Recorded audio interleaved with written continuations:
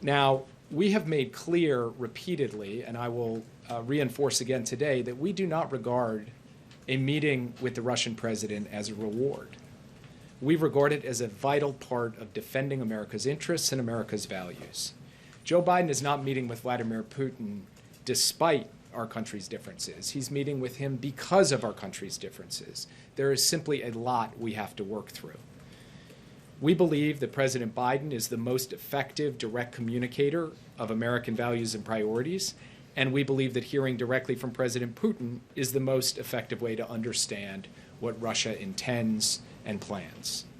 There is never any substitute for leader-to-leader engagement, particularly for complex relationships. But with Putin, this is exponentially the case.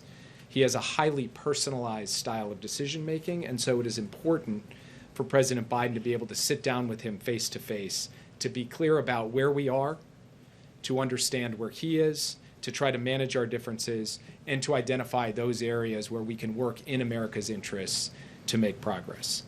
When President Biden returns to Washington next week, we believe that we will be in a materially stronger position to manage the major threats and challenges this country faces: COVID, climate, China, cyber, Russia, and shaping the rules of trade and technology for the future. So with that, I'd be happy to take any questions that you have. Yeah.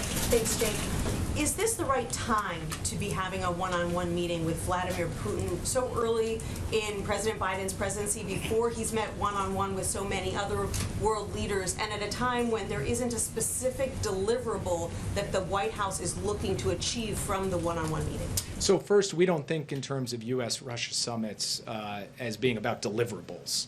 Because if you're going to wait for really significant deliverables, you could be waiting a long time, conceivably. So what we need to think about this summit is doing is fundamentally giving us an opportunity to communicate from our president to their president what American intentions and capabilities are, and to hear the same from their side.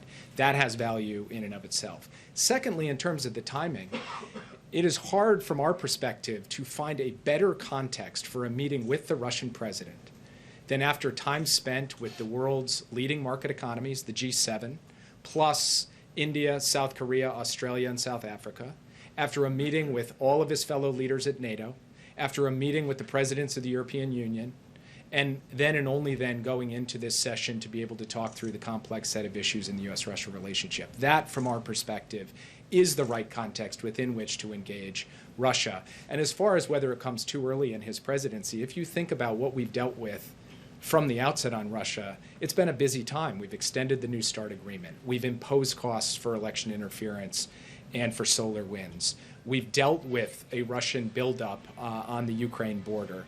And of course, we are contending with a range of issues in the cyber and ransomware domain. So we feel that it is an effective and appropriate context and time period for us to have this summit.